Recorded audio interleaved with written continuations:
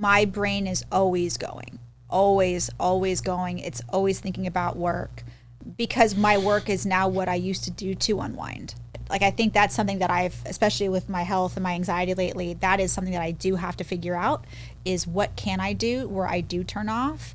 I've even at this point, I'm trying to read like fictional novels again. Cause when I read, it's just research, you know, everything is work. Everything is always thinking about work and responding to emails or planning and filming and editing, and which is great. And it's great fun, but I am realizing I need to figure something else out where I can take a break, because vacations are usually work, so not really vacations. Well, I love the San Gabriel Valley. Welcome to the My SGV podcast. So I grew up here and I still live in Alhambra. I was raised in between Temple City and Alhambra. Eventually resided in South San Gabriel. Our mission is to capture and share the stories of the people of the San Gabriel Valley. Monterey Park has pretty much been my whole life. Well, I'm proud to say that I was born and raised in the San Gabriel Valley. We believe our diversity is what makes the SGV great. And no matter where you are from in the San Gabriel Valley, you will feel welcome.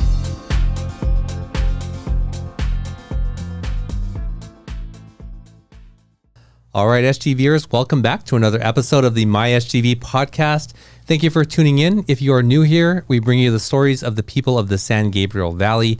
And if you are a returning listener, thank you so much for spending this time with us. We do very much appreciate it. Well, Scott, I don't know if I've ever shared this with you, but did you know that I believe I grew up in a house that was haunted? Well, I think I remember you talking about that before. What made you think it was haunted, and what did you feel? Sure. Okay. So I believe that I am more sensitive to this type of thing, meaning like throughout my life, if I went into some area, I would feel something that other people would not. And so when I was growing up, some of the things that happened were like, you know, lights turning on and off, dishes moving in the night, adjusting regularly. We had a stackable, like a washer and dryer, and the basket on top would fall when it was not on. Like this would happen regularly. And one story, my friends who I told about this, right? We were in high school and we were in my living room, and I was like telling this thing, and then all of a sudden the light turns off and they all like bolt out the door. Everybody's running like, ah! And, you know, it's kind of funny. We were probably like 15, 16 at the time. And so we go back in. And I reach up, it's like this hanging, you know, from a chain in the living room light. And I like turn the bulb to make sure it's snug. And it turns a little bit and it's come on now, right? And so now we're just talking, and then it goes off again, and then everybody's just gone, right? So these sorts of things, I know the pattern in the wood floor of like where it would creak, so I can, you know, come home late at night and my mom wouldn't know. And so I knew where you would step, and I could hear the floor creaking at night, and you know, I'm like, what is that, right? And on one occasion, I came home. My mom's boyfriend at the time, his name was Michael. He drove a motorcycle, and so I come home and I turn on the TV and I hear water running, and I just figured like he's taking a shower. And I'm watching TV, and a show goes by, and I'm like, wow, he's still taking a shower. And I go like into the bathroom, and I was like, wow, where's that water coming from? Because he wasn't in the shower. And it was in the back. So a lot of activity was in this back area where the like laundry was. And the faucet, this like deep tub faucet, was full blast turned on. And I mean, so hard that I had to like use force to turn both of the knobs shut. I mean, that was so bizarre. And I asked Michael, I was like, did you turn on the water? We never used that sink. And another incident was my mom's aunt from Indiana was staying with us. And I just happened to wake up in the night, and I go back there, and there's a fire. Like there was like some lint like caught on fire, and I just woke up at that time, and I was like, wow, like this could have burned down the whole house. Yeah. So was it your whole life you felt this? Yes. And it culminated in something quite terrifying. Wow. I haven't shared this story in a long time. I slept in the living room for a long time on the couch because of the situation with my brother, right? When I was like 16 years old. And so at 16, you know, I was, you know, probably 168, had been working out. And so I wasn't like, you know, afraid of I was going to go, get somebody if they were in my house. So I'm sleeping on the living room couch, as I always did. And we had a sliding door to the kitchen, and it wouldn't close all the way. So there's like a, half inch that you could see through, and you could see through to the kitchen window where you could see like outside. So I'm sleeping there, and I hear something, or I feel something rather, like on the other side of this door, and I'm paralyzed. At 16 years old, I'm paralyzed. Like, I'm so convinced that there is something, and it's like not good on the other side of this door. And I'm contemplating, like, what can I do? Like, I'm going to go run and wake up my mom's boyfriend. I'm going to run and get this thing. Like, I was just paralyzed with fear. Like, I've never been in my life ever since either. And this just paralyzed me for, I'm going to say, like, maybe half an hour. And ultimately, I was like, okay, I don't think that there's anything there. But how bizarre, right? That was so bizarre. What's crazy about that is we had moved from that house in Monterey Park to San Gabriel. And I remember, like, trying to feel if there's anything here. Like, I don't feel anything. And I never told my brother about that story. And this is like 3 or 4 years later. And I'm telling him this story. And he's looking at me with this look on his face. And I was like, what? And he says, he's in his room in that same house. And there was a bunk bed, right? And he's on the bottom. I no longer slept in that bunk bed, but he was on the bottom. And there's a dresser, like, obscuring the door. And he wakes up, and he is in the same paralyzed state, knowing that there's something there. And it scared him so bad that he called our pastor. And our pastor asked if he was, like, on drugs or something. But he had never told me that. Wow. Yeah. Yeah. That's pretty eerie. Very. Yeah. Yeah. I actually attribute that to what was going on in the home, right? Like, the wickedness, if you will, with my brother. And I actually think that at that time I had stopped all that with my brother. So you mean you think maybe that invited That's these right. Forces in? This is my belief. Wow. Yeah. And then when it all stopped, because I'd stood up to it, it was now it was no longer happening. That's when it happened. Oh. Yeah. So there you go. If you like all that spooky stories, that's my story from my house growing up. Yeah. So anyway, so that's our tie to our guest today. Before we get into her story, thank you to Paris Baguette for supplying the delicious pastries here. We always appreciate it. Go check them out in the city of San Gabriel on Las Tunas, Paris Baguette. All right. So I know the guests are like, the listeners are, who's the guest today? Let me introduce her. She's a master of the macabre, a historian with a knack for uncovering the spookiest tales hidden in the crevices of our cities. From her early days as a makeup artist in the bustling sets of Hollywood to leading the makeup department for over 6 films, she's now the host of Haunted Discoveries, bringing chilling stories to life.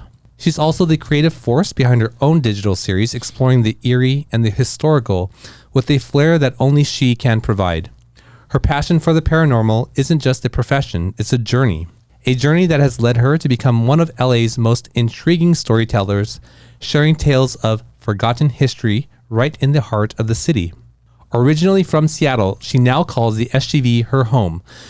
Prepare to be thrilled, chilled, and utterly entertained by the one and only historian, producer, actress, and writer who turns the ordinary into the extraordinary with every story she tells, LA history girl, Malia Miglino. Malia, welcome to the show. Thank you so much for having me. Yes, we're excited to have you here. Yeah, welcome. Thank you. I love these little intros. It's always so strange hearing your story. Yeah, is that really you? Yeah. That yes, is. it is. Sure. Wow. Yeah. I think it sounds more impressive on paper than it feels. Well, before we get into the body of the show, I was trying to say the story without looking at you so much, but I sort of was watching you. What did you think of that story?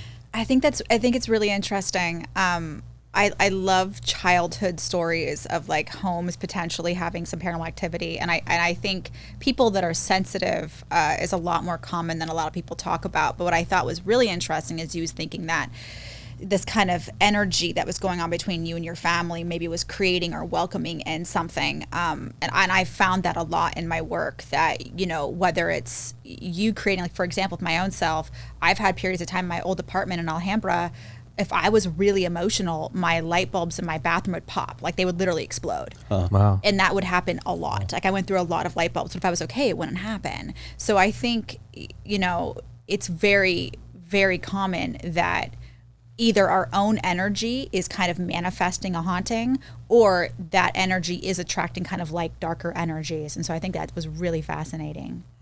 Wow. Oh, that's interesting. Wow. Thank you for sharing that insight. Yeah. So, Malia, this show is called the My SGV Podcast. What's your connection to the San Gabriel Valley? I've lived here since I moved to LA, which is crazy. I think a lot of people, when they move to LA initially, they're like, oh, like, if you're chasing like a Hollywood dream, it's like, gotta live in Hollywood. In my head, it was like, gotta live in Hollywood. I hated all the apartments I was seeing in Hollywood. I was like, oh God, this is gonna be my life. It's gonna be horrible. They have like roaches and like fake carpet, and it was so scary. And then I saw this beautiful like fourplex apartment in Alhambra, and I'm like, this feels like it's so far, but I ended up living there for 14 years, and now I'm in South Pass proper, and like a duplex, like another Spanish style kind of duplex, very 1920s, very beautiful. And so yeah, that's my connection, is I've lived here my entirety, 17 years almost I've lived in the San Gabriel Valley, and I love it. Like, I can't imagine living in another part of LA County. I just can't. And you came here from Seattle. Yes. And how did you know San Gabriel Valley? Is it just you happened upon Craigslist. Yeah, Craigslist. I found. Okay. I was following the apartments, and it was my last day. I was flying out that night, and I had an apartment in Koreatown. I'd put a deposit on it. It was not good, but it was like the lesser of all the evils that I'd seen. And before the airport, I'd seen this one last minute pop up on Craigslist, and I'm like, where's Alhambra? Like, I don't even know where this is. You know, it seems so far. And but it looked beautiful, and I'm like, I got to see it. Like, I got to see there's a better option. And I walked in, and I'm like, oh yeah. And then, you know, I think anybody that lives out here, you know, it's not far. It's just in your head initially. You're like, oh, and people like, I still have friends that think, oh God, you live in South Pass, it's so far. I'm like, it's not. It's really not. But yeah, so that's kind of, I just kind of ended up here and then fell in love with it, especially being from Seattle. It's so green. Yeah, and this is kind of Seattle-like, isn't it? Yeah, it really is, especially when we get those like crazy rainstorms, when you get snow up on the mountains. It's like, oh, I can handle this. This is nice. This is beautiful. Yeah. I actually didn't know. Sorry, go ahead. No, go ahead. I actually didn't know that you lived in Alhambra for 14 years. Yeah. I thought most of that time was in South Pass. So what did you think of Alhambra? I loved it. I mean, I think it was great. I mean, I was right on the border. So, I mean, where I live now is literally 3 blocks north of where I was living for 14 years. So I really haven't left a little bubble. But I was right on the border of Alhambra and South Pass for those 14 years. But I would walk to downtown Alhambra all the time. Like, I loved it. Like, I loved all the food. I loved the movie theaters right there.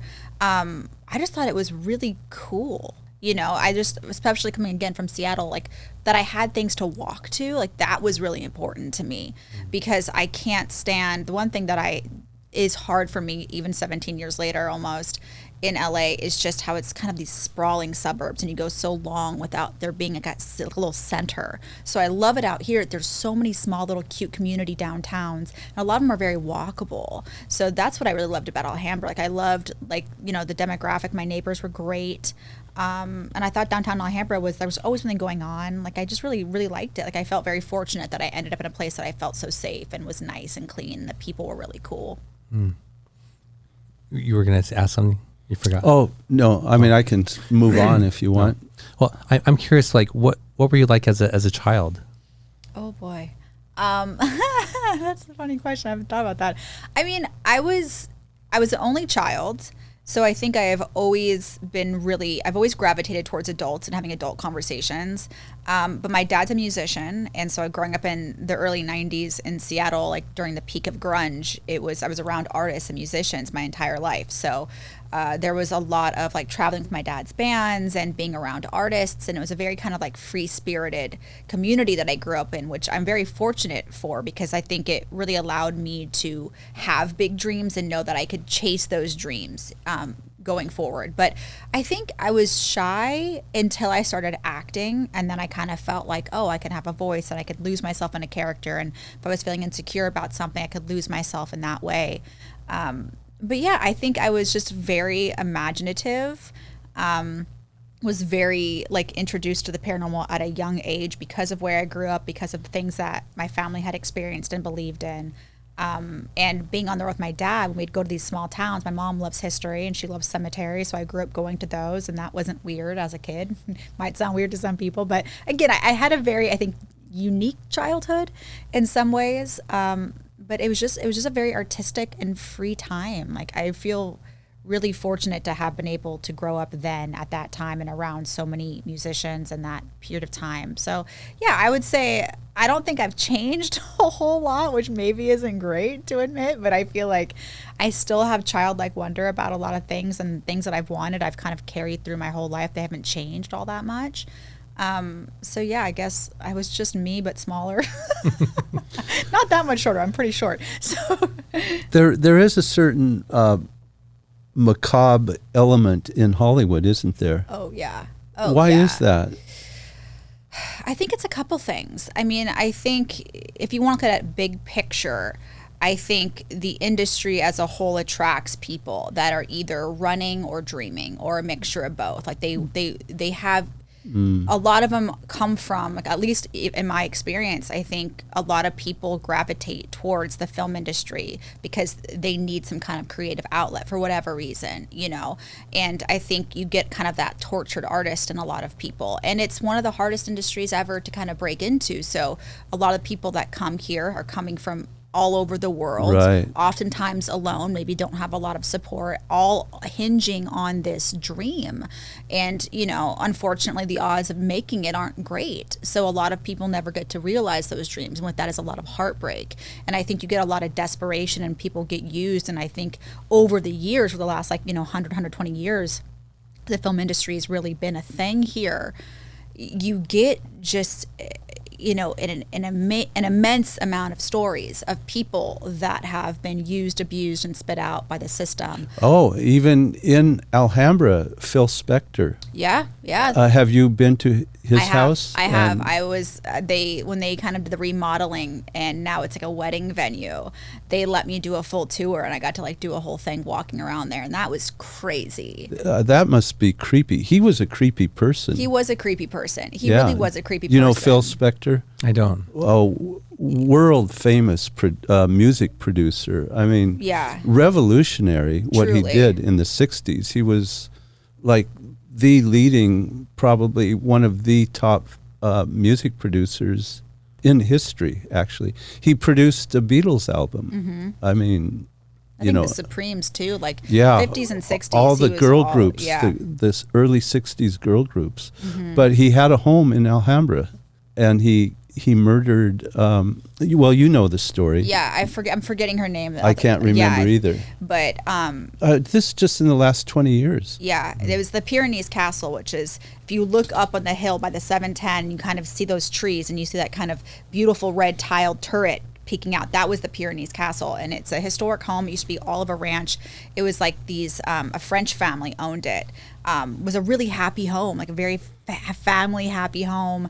Went through a lot of different owners, and then Phil Spector bought it and was accused and found guilty of shooting, I believe she was an actress, in the house. And so now what's interesting about the place in particular, because I think it's called Rensmore, they call it now, and they obviously are not, 'cause it's supposed to be like a wedding venue and a happy place. They're not really trying to be very forward with the darker part of history there, but there is a lot of female empowerment pieces that they kind of are kind of giving her, like they want to be more about like her and like female revenge almost in a way. So it feels like a very female space. But now I will say, when I was there, it didn't feel creepy. I do think it feels more of a place of love, because in the grand scheme of the history of that particular home, it's been a happy place way longer than it was this kind of creepy place. So I do think that kind of takes. Yeah, it was 2003 that he murdered. Her name was Lana Clarkson. Oh, there it is. Yes. Or yes, yes. Lana, yeah. Lana Clarkson in 2003. So I mean, he was, you know, as big as anybody could ever be.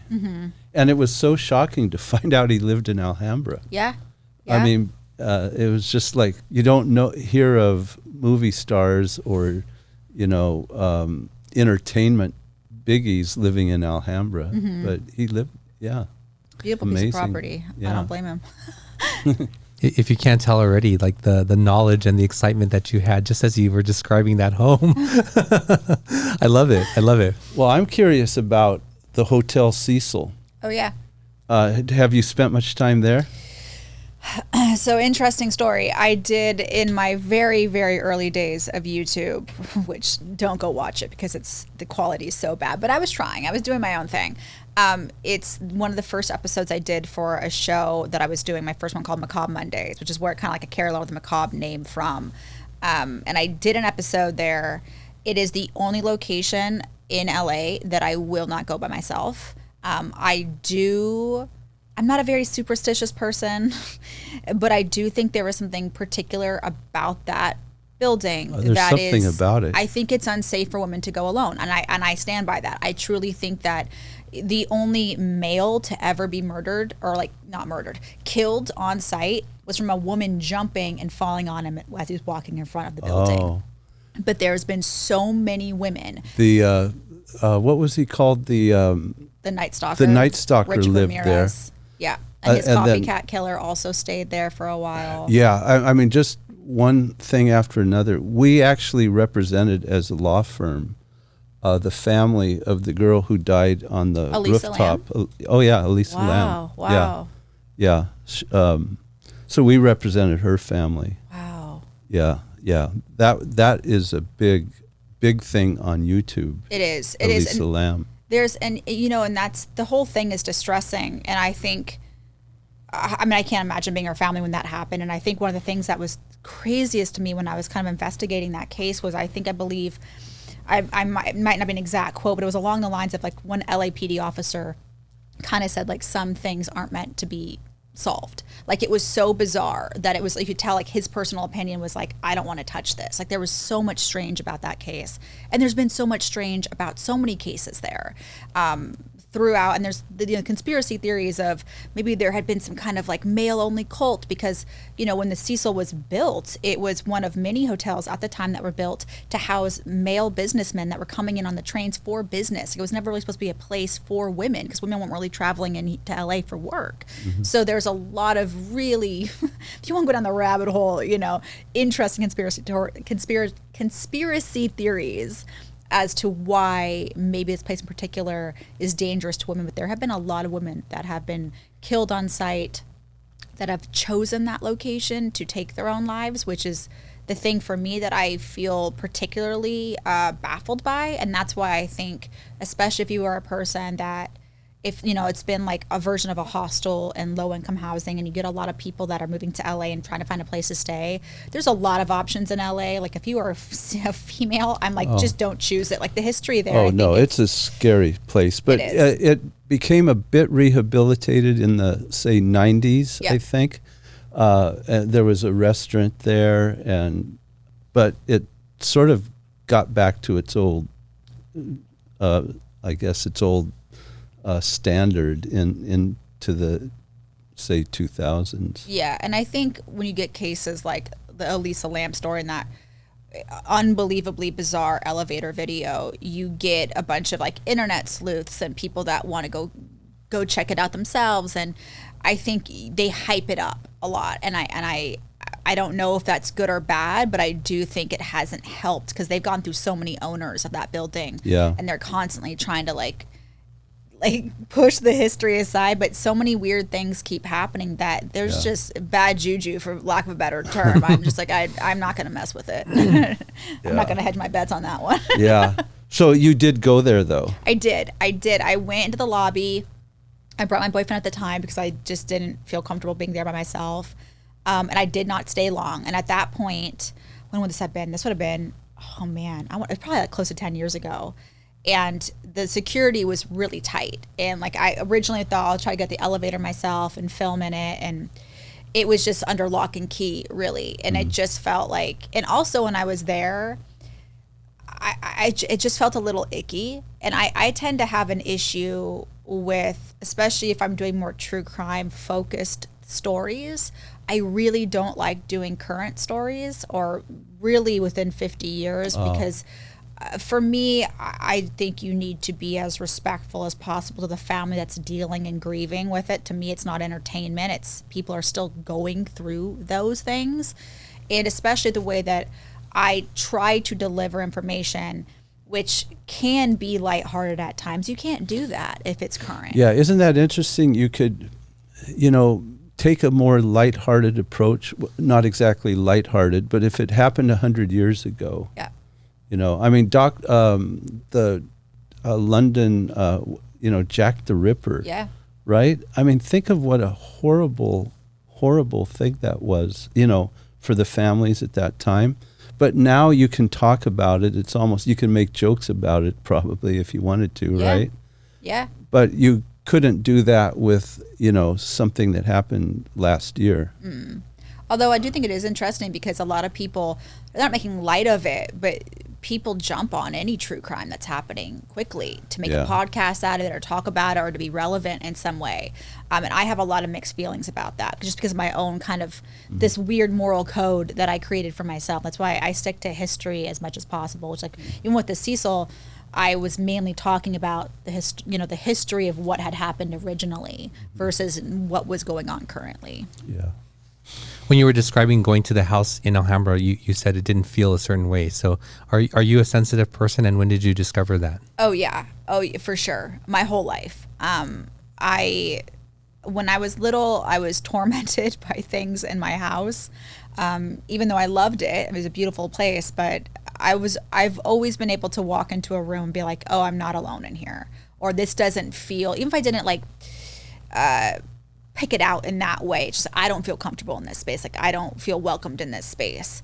And so, yeah, I've definitely always been sensitive in that way, which is why, despite the fact that I would tell the history of allegedly haunted locations for many years, I never would do paranormal investigations until I got on Haunted Discoveries, because for me, it was like, I already feel enough stuff. I'm not going to put myself intentionally into a space where I'm like, let's talk to some ghosts, that scared me. I mean, it really did scare me because I do feel like I'm maybe more sensitive than some people, and I think it's not just of the dead. I think I'm a very empathetic person, so I think I just feel a lot from people in general. And I think if you are really tuned into people's emotions, like, theoretically, why wouldn't that carry on to if there's like a spirit or something, or just a lingering energy to a location? Because I think a lot of times, especially since I go to so many historic homes and locations, there's, it's just one of those things where it may not be a spirit if you believe in spirits, or maybe it is just actual residual energy from experiences or that stick to a location. Because I do think they're kind of sentient in a way. I'm curious also for this. You said you used to go visit cemeteries with your mom. Yeah. What did you guys do there? Honestly, just kind of walk around. I think there's a beauty in general to historic cemeteries and headstones and kind of just the detail work. They tend to be really ornate, but I don't know why. I think we've just always been drawn to cemeteries. Like, the way I've always viewed them is it's just stories. It's just people. And I think there is something really important and beautiful about reading names aloud that maybe haven't been read aloud in a long time, because you don't know, people are still visiting the families. So for me, it was just always, I loved walking around and looking at the headstones and reading the names. And sometimes if a name would fascinate me, like, I'd look it up. And this is when I was much younger, and that really became a job of mine as I've gotten older. That's something I've actually dedicated a lot of time to doing. I don't know. I think I just kind of grew up in a family where remembering the people that have come before, whether we knew them or not, was just a very important thing. So visiting historic locations or like the historic districts of cities we were in, or visiting their historic cemeteries, it just felt like a way to really kind of get a more personal connection to where we were at the time, which I still think is true. I do think if you really want to learn about a place or people or a town, like, visit those places, like, read those names, look up some of those people if you're interested, and just try to help remember people in a way. So my mom and I have never really had a conversation about why she would take me when I was little, but I'm assuming, maybe I'm wrong, but I think it's probably somewhere along that line. What are some places in LA that you like to visit? Cemeteries or historic locations? Either. either. Oh my God. Yeah. There's so many places. For a cemetery, I love Angeles Rosedale, and I love Evergreen and Boyle Heights. I think they're really important. There's some really fascinating people buried there. And I think it just creates this beautiful tapestry. What was the first one you mentioned? Angeles Rosedale over in West Adams. Okay. Yeah, it's beautiful. Both those cemeteries, you get really interesting views of downtown LA, which I think are really cool. But you have people like Phineas Banning, who's the father of the harbor, buried at Angeles Rosedale, along with his daughters. Like Lucy Banning is one of my favorite like historic figures in LA history. Oh, yeah? She's really fascinating. I love women that just walked to the beat of their own drum and didn't care. Who is she and when did she live? So this would have been the Victorian era. Her father was Phineas Banning, who helped create the San Pedro Harbor, or like the LA Harbor essentially. So he kind of helped create LA as it was and like turn it into the port city that it kind of became. Beautiful family home, so you can go visit it down in Wilmington, Long Beach. And she was his youngest daughter. She was beautiful. Like all the papers just talked about how gorgeous she was. And when her father died, her mother brought her and her sister up to LA to get more like amongst people their own age, go to different schools because they were kind of far removed before. And she just started kind of marrying men that she wanted, like running away and getting eloped and then like cheating and then married other men and like trying to marry men when she was already married. And it was just constant scandal after scandal. Really? And she just didn't care. Like she just did not care what people thought. And she eventually ended up eloping. She went up to Washington, I believe, and met this, man who was I think a fighter, and it was an interracial marriage, which was like caused a lot of stir, and she just didn't care. And I just love women like that. Like I love that she had everything. She was at the top of society. Like I think her first husband was a part of the Bradbury family, which I'm very fascinated by. So I think again, like a lot of the times that I get fascinated by places, it either starts with the location or it starts with the cemetery and a person I found in a cemetery, and I'll work backwards to like retrace their life. Wow. Or I'll go to a home or a building and get obsessive about it and then want to walk as many footsteps of their life as I can, which ultimately, if possible, I like to end in a cemetery because it's why when I want to then go pay respects to people that I've dedicated so much of my own time to learning about. So those places make me really happy. But honestly, a lot of the places that I spend a lot of time is, I love downtown Los Angeles. I love visiting the Bradbury building. I love visiting places like Grand Central Market and just kind of these really cool like hubs. Alvera Street, I'm a big fan of. But I spend most of my time out here in the San Gabriel Valley because Pasadena, to me, and Pasadena history particularly, is so underrated as far as fascinating in the story of LA County and what it was. So I'm just in Old Town a lot or in South Pass a lot and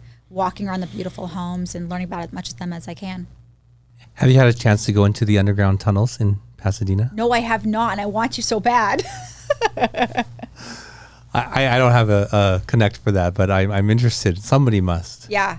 It's on my list. I'm just trying to work it out. I think Teddy might. It's blocked off from his entrance. Yeah. Okay. So a lot of them are, though. I think that's why. But was there a moment or when did you decide that you wanted to share your passion for history and these things with the public? It was about 10-ish years ago. And at that point, I was getting a lot of acting work, but I was auditioning a lot. I was getting really frustrated by just like having no control. Like, your job is to walk into a room, hope somebody likes you, hope they give you a job. And you can get really in your head about it. And so for me, the way I kind of always have coped with that frustration and lack of control is, again, I just drive around, I go find historic locations, and I would research them because I find it fascinating, because ultimately the reality is, in whatever medium I've ever worked in, it's all about story. So whether it's a written story from a writer and performing it on screen, or I'm now telling the story of a historic person or historic place, it's still a story. And so I really started doing a lot of that. Like anytime I had free time, I was finding locations in LA, researching them, and then telling my friends about them. And they just didn't care. And that's just like the truest response I can give you. They just didn't. And they thought it was cool. Like, oh, she has this passion and she likes all these things. But it just wasn't for them. And so a good friend of mine who is kind of like a mentor of mine as well and has always kind of pushed me to do things. She's like, well, you should like start YouTube, like just do a YouTube video, like start serious about this. I'm like, no, I don't want to do all that. That seems like a lot of work and no one's going to watch it. And I think it just got to a point where I'm like, well, maybe I could. I don't know. I'll try it. And so I did. And it really was just an outlet for me to really share to the ether, if you will, this information that I found fascinating, whether people watched it or not. Like some people did. Like YouTube never really took off for me that much. For me, I found it a very hard platform to navigate and to kind of really gain traction. But it didn't stop me. I mean, I've done many shows on YouTube. And it just kind of became this thing that I would do it when I wasn't working and kind of really wishing like, oh, I wish I had more time for this, but it's not really paying me. So I guess I can't. And then COVID hit and I couldn't work on set and I couldn't do makeup work. And we were all sitting at home and I'm like, what can I do? I'm like, I can film in my house. I could tell stories. And then I started taking it seriously in a way that I hadn't. And I think because the noise of chasing what I believe the only things that can make me money and an income and support me, I couldn't do.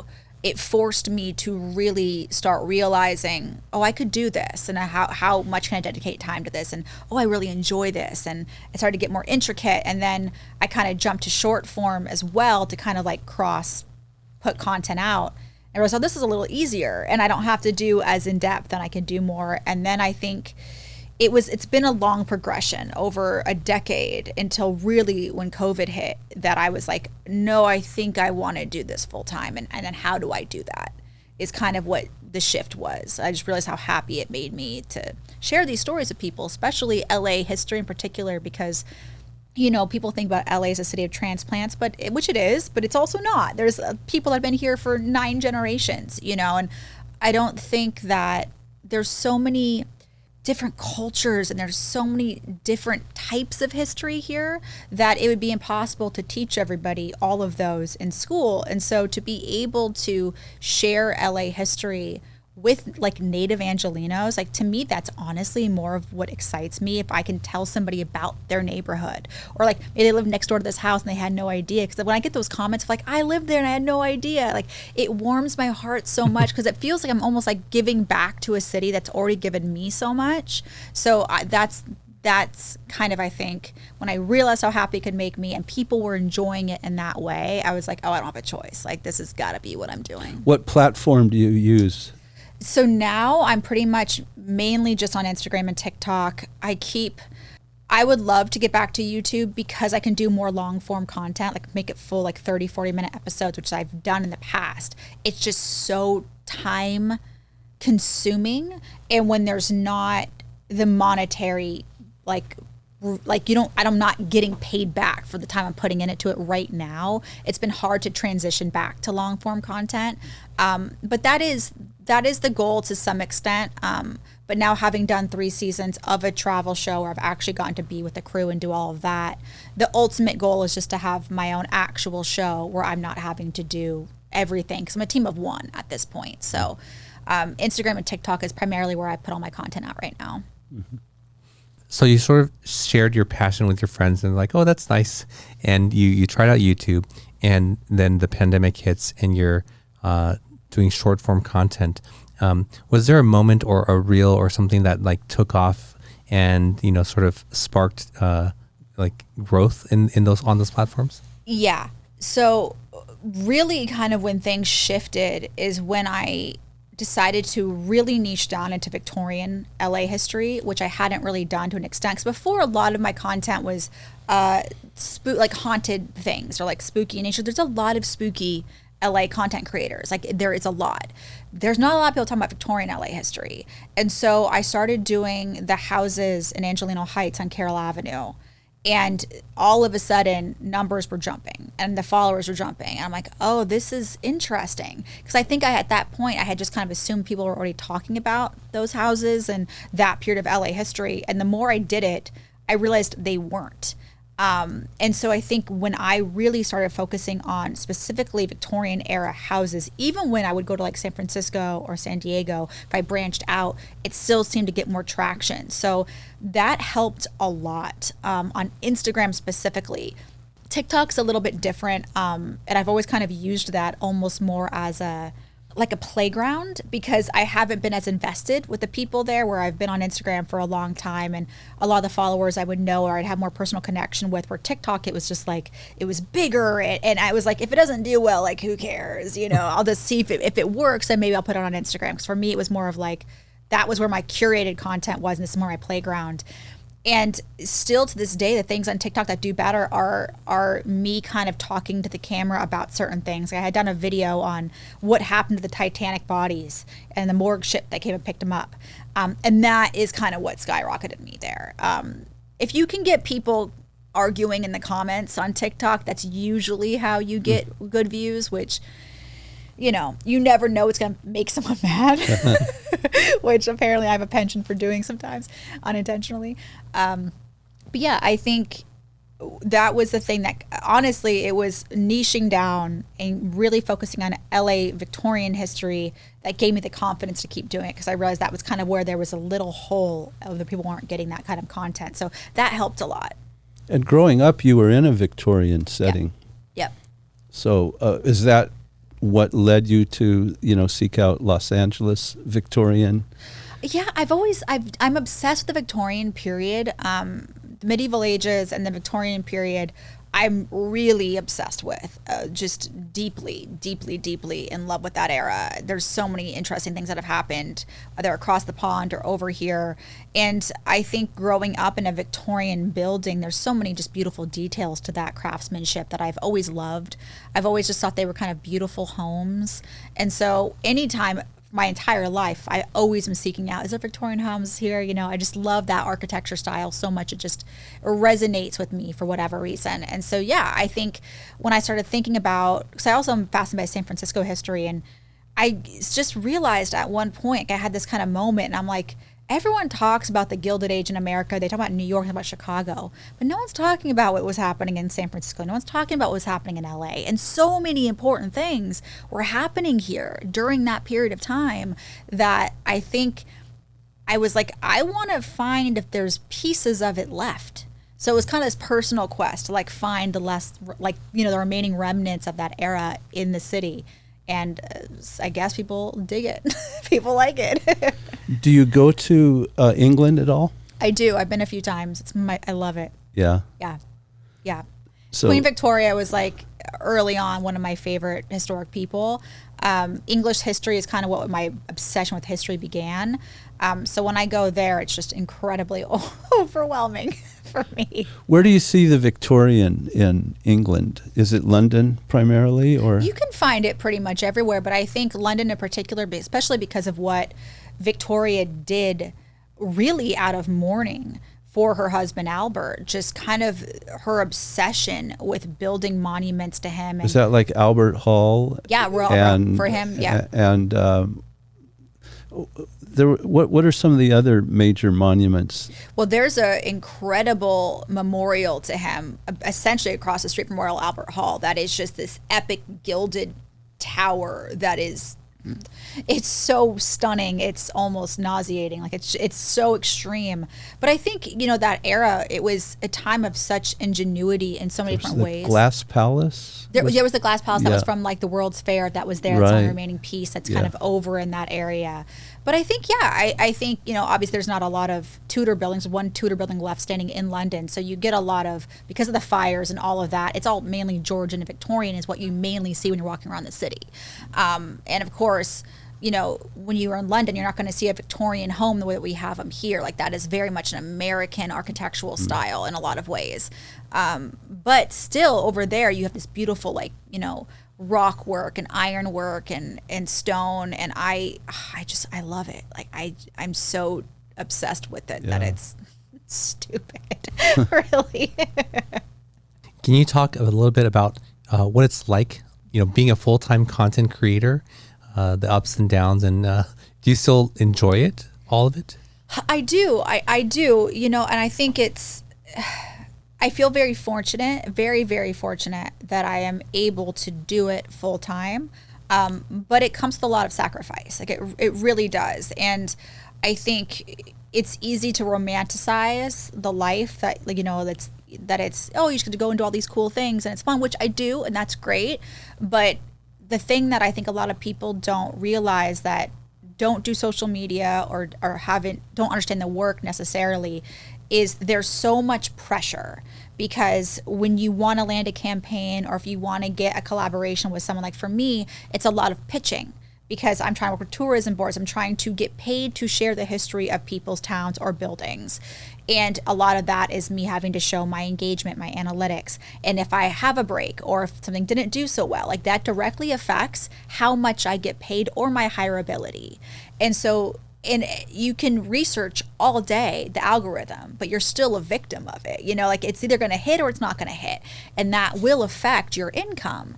And so I think it's always that thing that you just kind of have to weigh for yourself. For myself particular, everything is content, because I'm doing history, because I'm doing travel, because I'm doing all of these things. There's no vacation where I'm not filming. There's no restaurant or bar I'm going to where I'm not filming. It's everything is, how can I share the story of this? And that can get incredibly overwhelming. I do love it, because research and historic research is my absolute favorite thing, and I find it so fascinating. But it can be gut-wrenching if I particularly love a story that I'm telling, or a person or a location, and that video doesn't perform well. Like it does suck. Like there's no way to sugarcoat it. Like it's hard, because you've put, like, sometimes there's stories that have taken me months of research before I put out a 2-minute video, and I've poured everything into that. But you just have to, I think, to do this kind of work and to do it full time, you have to accept it for what it is. Otherwise it will kill you. And it was the same thing when I was working full time in the entertainment industry. You cannot, for your own sanity, and if you want to enjoy your life and if you enjoy the work, you have to enjoy the journey. Because if it's about the job, or if it's like, oh, this one job or this one video or this one collaboration is going to make it and everything's going to change, if you think about it that way, you're setting yourself up for failure. Because the reality is, any kind of freelance work you do, which like this technically is, I mean, it's self-created, but I'm still doing it and hoping to get jobs and all of those things. You could book the dream job and then never work again, and you have to find ways to deal with that emotionally and mentally. And it's something that I struggle with, and I have to get better at doing, is finding a work-life balance. And I think I haven't done as well at that as I thought I was doing. So it's all a work in progress, and it's trial and error.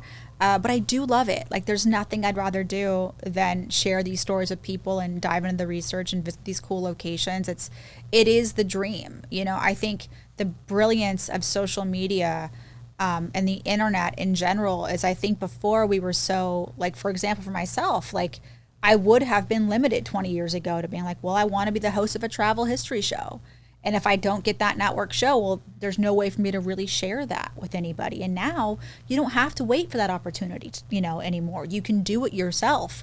And a lot of people make a really great living doing that themselves and doing it the way they want with control. So I think it's exactly what you make it to be.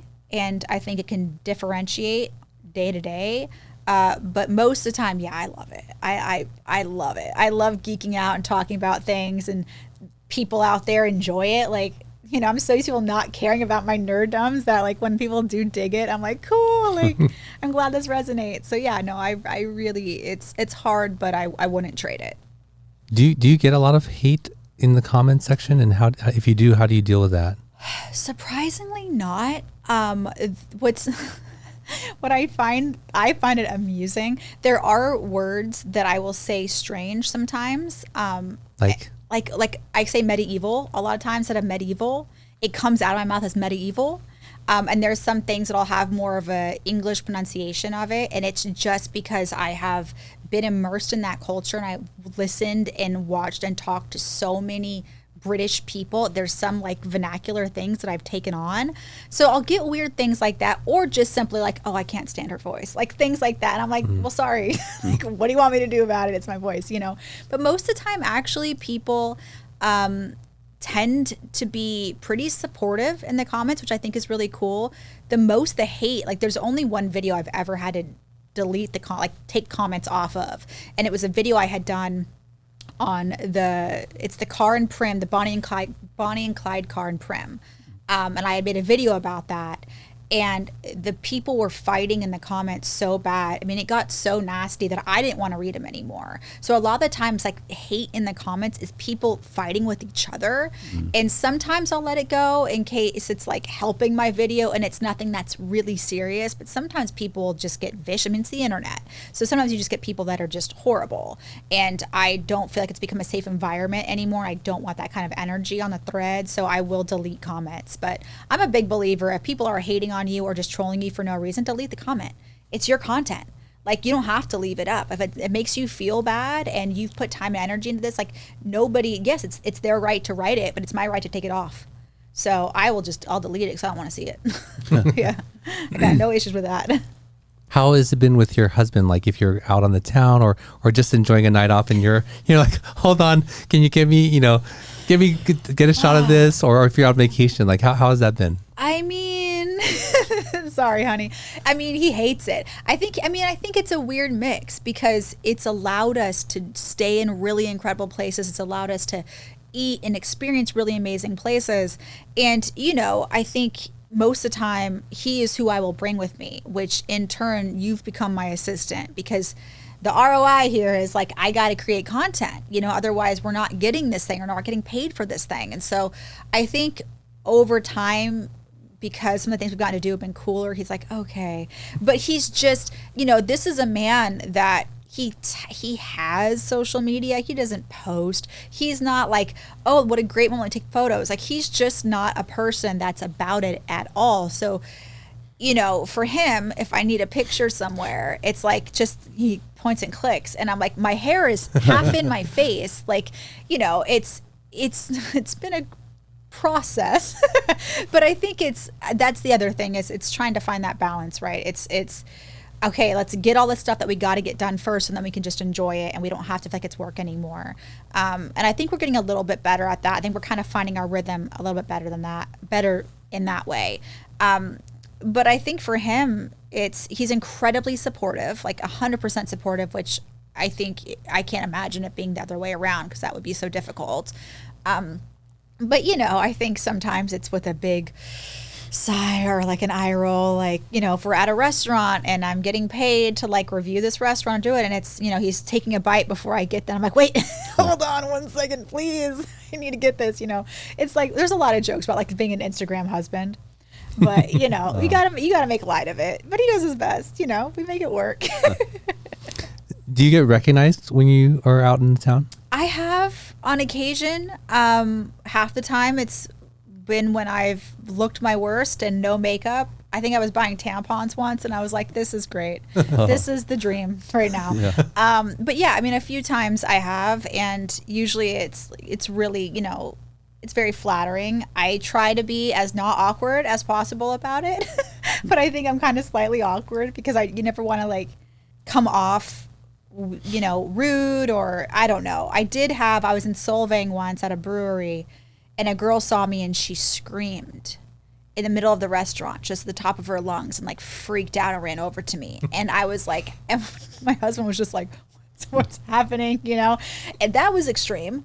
That was a different experience. I've had people, one of the things I say, especially when I was on YouTube all the time, I usually had a glass of wine, say chin chin creeps.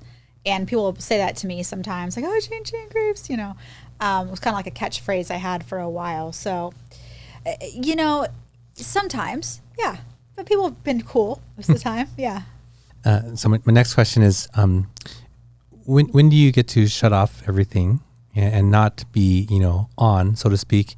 And if there is that time, what do you like to do? I mean, not on. Probably the only time I feel like I'm not working in some way is when I'm at Pilates. Otherwise, or if I'm on a walk. But my brain is always going. Always going. It's always thinking about work. Because my work is now what I used to do to unwind. So I don't know yet. Like, I think that's something that I've, especially with my health and my anxiety lately, that is something that I do have to figure out, is what can I do where I do turn off. I've even, like, at this point, I'm trying to read, like, fictional novels again, because when I read, it's just research. You know, everything is work. Everything is always thinking about work and responding to emails, or, like, planning and filming and editing, and which is great, and it's great fun, but I am realizing I need to figure something else out where I can take a break, because vacations are usually work, so not really vacations. I'm not good at turning off. I'm definitely a workaholic, and so I think that is something that I need to change. I was going to say, because you do work at Pilates, because I see your 5:30 or 6 a.m. Pilates classes, yeah. And then your outfits for the day, and I was like, yeah, you're still doing content there. Yeah, I guess you're right. I don't know. I need to figure it out. I need to fix this. Well, I want to hear more about what you have in store, but let's take a quick break and we'll be right back. Sometimes even the best of us can slip up. That's why the law offices of Scott Wormuth are here to pick you back up again. And while they strive to get you the biggest compensation possible, oh my gosh! Their main concern is your health and recovery. They work closely with doctors and insurance companies to make sure you get the proper medical treatment. Initial consultations are free, so give them a call. At the law offices of Scott Wormuth, we're with you all the way.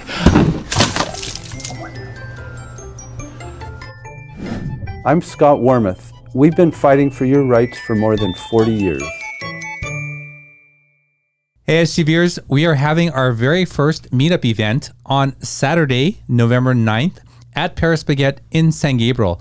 Come join us as we have a live podcast from there. We're going to have former guests. Victoria will be there. Scott will be there. I will be there, mingling, saying hi to all of you. We're going to cover the event with Hometown, our partner in this event, and we're going to bring influencers from the San Gabriel Valley there. So come join us. There will be some raffle prizes, some giveaways, and if you want to come in front of the camera, you can do that too. Just sign up there at the event and we'll get you in front for a few minutes. Don't forget, mark it in your calendars, Saturday, November 9th, 10 o'clock to 1 o'clock at the Paris Baguette in San Gabriel. Hope to see you there. All right, we're back with Malia. Malia, before the break, you were sharing about your work schedule and how hectic that is. Before we go on with this show, we like to ask questions from this card deck called Icebreakers when we come back from the break. So it's just a little way for the audience to get to know all of us a little bit more. So I chose this one for you. If you could visit any place in the world, where would it be and why? Oh God. Oh, so if you're not watching online, she just like sat up in her chair and took a deep breath. You know what? I'm going to go with the first one that came to my head, because when Europe, there's very little places I don't want to go. That's why this is hard for me.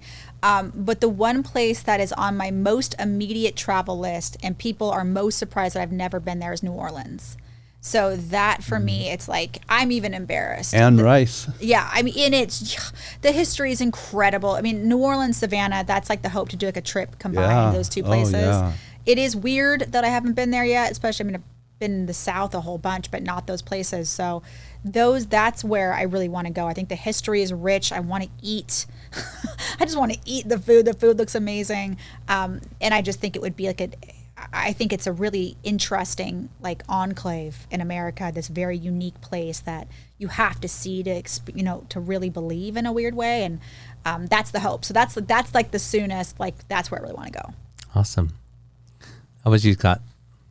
I'm trying to think of new places, but I always get back to New York City. Oh. It's the only place I really care most about. And, I lived there. I've been there a million times, but there's always something new. I would just, I'll just say somewhere in New York. Mm. Okay. Yeah. I want to visit the mountain town that my dad grew up in Japan. Oh. Yeah. Yeah. He grew up in a village where they collectively would cut the reeds and fix each other's roofs. Yeah. So hold on to that image. I'll show you a picture of what that looks like. But that's what I want to see. Yeah. That sounds Japan, beautiful. And bring my family there. So, well, if you could visit any place in the world, where would it be and why? Let us know in the comments. So back to your story. We're now back from the break, but we do ask each guest to bring an item of significance with them. What did you bring with you today? Oh, I brought this. Can I pick it up? Should I pick it up? If you can show this camera here. Yeah, this one. Sorry, Either one of these. Yes. So this is a Victorian hair jewelry. This is one of my favorite things in the Victorian era, is when they would make mementos out of hair, which I think is absolutely incredible. I think it's a beautiful way to remember somebody. Do you want to see it? So what? Yeah. So this is hair. This is all hair. Wow. So, and it's interesting because it's an art form that people are trying to practice again. And people think about it as being a very macabre thing, because oftentimes you will get hair wreaths and hair jewelry that were made, post-mortem from people as a way to like memorialize them and like keep them with them. Like Victoria famously carried around Albert's hair in a locket. But people would also make these like as a way to celebrate occasions, like a promotion or something. Oh, wow. Or like you carry your sweetheart's hair with you or something. I just think it's one of the only parts of the human body that don't decay. Like, I have no idea whose hair this is. This is somebody's hair, and now I have it. But it's 130, 40 years at least, old, right? Yeah, absolutely. Wow. And it doesn't decay, huh? It doesn't decay. Human hair does not, kind of like bones. Wow, I didn't know that. After a while, or like teeth. So hair lasts the longest, and it holds up, and it's just beautiful. This is the first. Yeah, it looks nice. It's beautiful, Yeah. and it's the first Victorian hair piece that I bought, and I just love her. Like, I think I'm convinced it's female hair, so I call it a her. And I just think it's a beautiful thing. For me, it's all about remembering people, even if I don't know who hair that is. Look how intricate it is. It's incredible. It's this Yeah. hair braiding. They'd make flowers and wreaths, and a lot of times there would be, a full laurel of hair in a home, in a shadow box, and it was the collective hair of the entire family. Because a lot of the times back in the day, women, when you're brushing your hair, or even the men, they would have little boxes on their vanities, and you take your hair out of your hairbrush and you put it in there, and eventually for some kind of hair art. And I think it's a beautiful practice that I hope comes back in trend. Like, I would like to learn the art form myself, because I think it's a beautiful way to remember somebody and an actual piece of somebody. I don't think it's dark at all, but it's something that I gravitate towards. And every time I'm in a Victorian home and they have like hair art, I'm like, is this the family? It's like, do you know who this is? Like, I totally geek out over it. So This is one of my most favorite pieces of anything that I have. Huh. Wow, that's so fascinating. I never knew about this. Thank you so much for sharing about that. Are you going to have this done with your hair? I would like to. I would like to learn how to do it myself. I mean, I shed a lot. I have a lot of hair, so I feel like I could do this, make my own hair wreath, like, in a month. I don't know. But I think it's just a beautiful art form. So I would like to. Yeah, I think it'd be cool to like pass something like that down. Yeah, it's really beautiful. Like, I don't know, because, the listening audience can't see it, but yeah.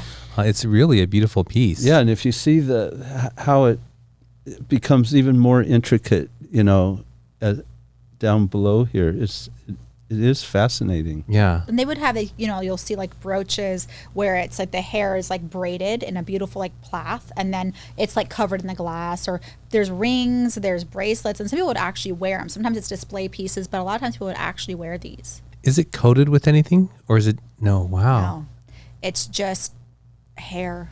That's incredible. Yeah. It's very, very interesting. And is this piece like a choker? Like, is it supposed to be worn around the neck? It looks I have no idea. It's too big to be a bracelet. It's too small. Although the Victorians were quite tiny people.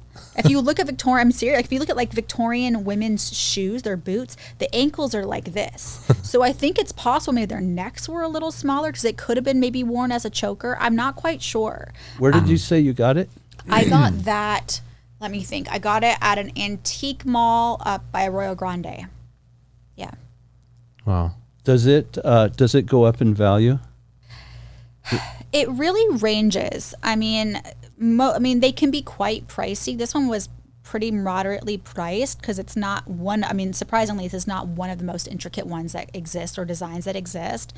But it might. I mean, I think there's been a rise in trend of people collecting these. So I think they've across the board gotten more expensive. A lot of people didn't know what they weren't talking about them for a long time. And so they're getting more popular to collect, so they're getting harder to find as well. But yeah, I think depending on the intricacy, they can keep going up in value for sure. Oh, that's really cool. I'm so glad you brought that. So what's in store for your future? What sort of things are you working on, and what are you, hoping to start? I mean, I just want to keep creating content, honestly. I would love, again, like ultimately the big dream has always been to have my own traveling history show. Like that would be what I would love. You do not see a lot of females doing that in that space. And I think that would be a really great thing to branch into. Like that's the ultimate dream. I am working on a book that I'm excited about.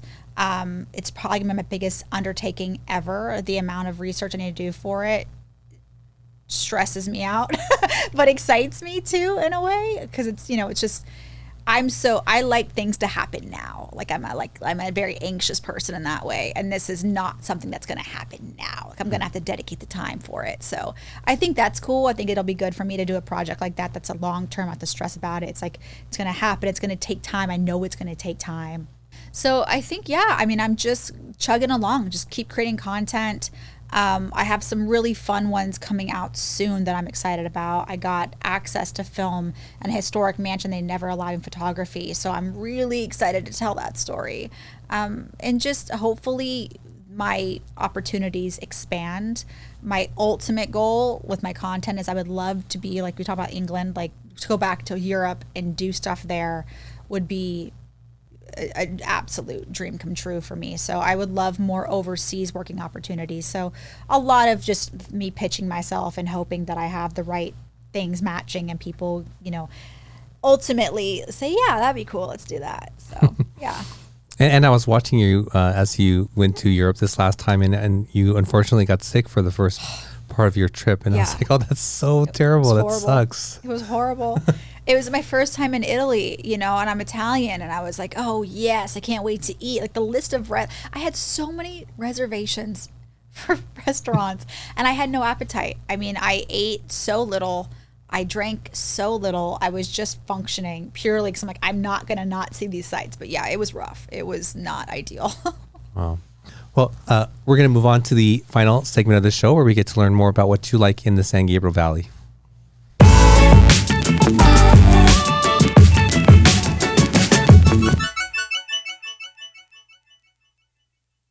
So, Malia, this is the SGV3. This is where we get to learn your favorite or most memorable places or experiences in the San Gabriel Valley. So, what would be number one? Number one is honestly walking around the San Gabriel Mission, because when my best friend was pregnant with her first child, my goddaughter, we would walk, we'd get mangoes from the vendor, and we would just walk. And I just love that little space. And so for me, there's such happy, warm memories just walking like laps around the mission during that time. And I love it. Like for me, there's a lot of peace there. So, and there's a little cemetery there. There is a little cemetery there. Yeah.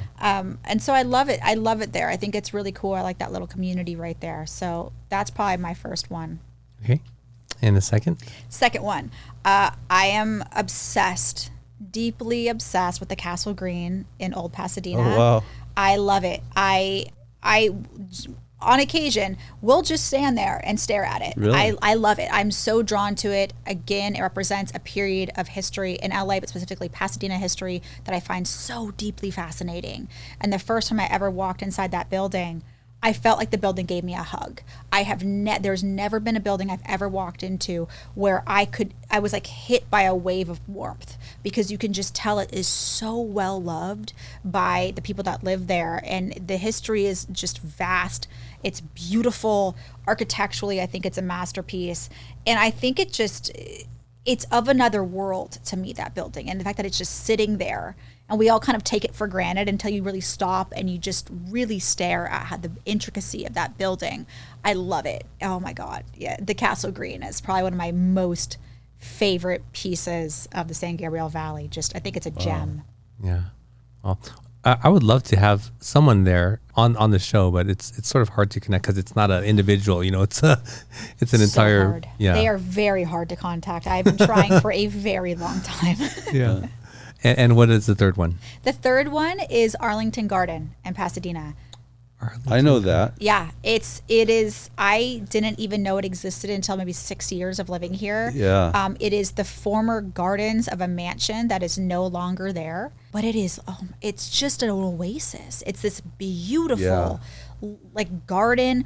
It is so lush with flowers. There's beautiful sitting spaces. You'll see people going there for like wedding photography and stuff. It's just, oh my God, it's stunning. And I feel like it's a great place to sit and read and picnic. I would go there too when I was out, out on walks. And what do they call that? It's not a maze. What's the... Oh, the little labyrinth they have? Yeah, the labyrinth. Yeah, right. They have these trees too. It's crazy. And I don't remember when I first started going there was some, if I'm remembering correctly, so I'm being like, what is happening? There was some kind of collaboration and they turned the trees into like the wishing trees. And so they had all these little papers and you could write wishes. That. Yeah, it was like a community wish tree. And I'm like, oh, it's so special. It's right off Orange Grove.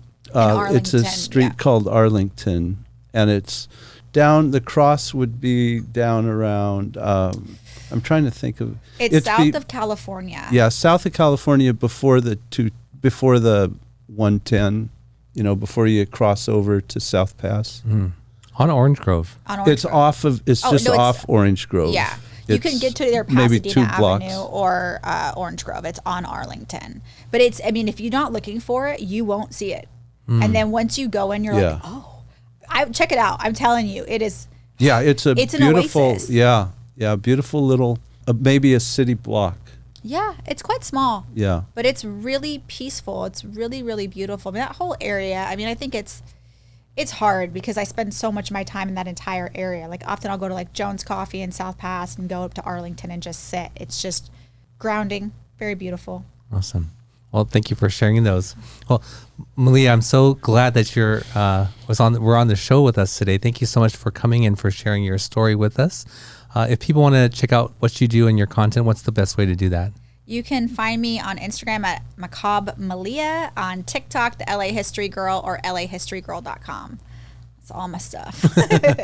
Awesome. Well, thank you so much for coming on the show. We really appreciate it. Thanks for having me. Well, there you go. That was a fascinating journey and through the eyes of a local content creator and someone who, if you don't realize by now, is very passionate about what she does and the history and representing it well. So definitely go check her out.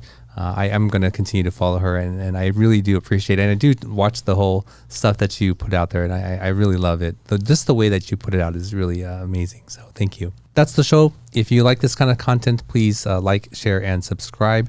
And if you want to support the show in a more meaningful way, please consider becoming a patron on Patreon, MySGV Podcast. I also write a newsletter. It comes out every Monday where you can learn a little bit more about the SGV through my eyes and some info on the upcoming guests. So check that out. If you want to see the full back catalog of episodes, check out our website, mysgv.net. And until next week, we'll see you then. Thank you for joining us on the MySGV podcast. Check out more of our content on our website, mysgv.net. This show was produced by Scott Wormuth, directed by Russell Mano, edited by Victoria Allers, and original music by Yone OG. If you'd like to join us next week as we capture and share more stories from our diverse community, feel welcome. Nice matter. No kind of matter. Hey SGVers, we are having our very first meetup event on Saturday, November 9th at Paris Baguette in San Gabriel. Come join us as we have a live podcast from there. We're going to have former guests. Victoria will be there, Scott will be there, I will be there, mingling, saying hi to all of you. We're going to cover the event with Hometown, our partner in this event, and we're going to bring influencers from the San Gabriel Valley there. So come join us. There will be some raffle prizes, some giveaways, and if you want to come in front of the camera, you can do that too. Just sign up there at the event and we'll get you in front for a few minutes. Don't forget, mark it in your calendars, Saturday, November 9th, 10 o'clock to 1 o'clock at the Paris Baguette in San Gabriel. Hope to see you there.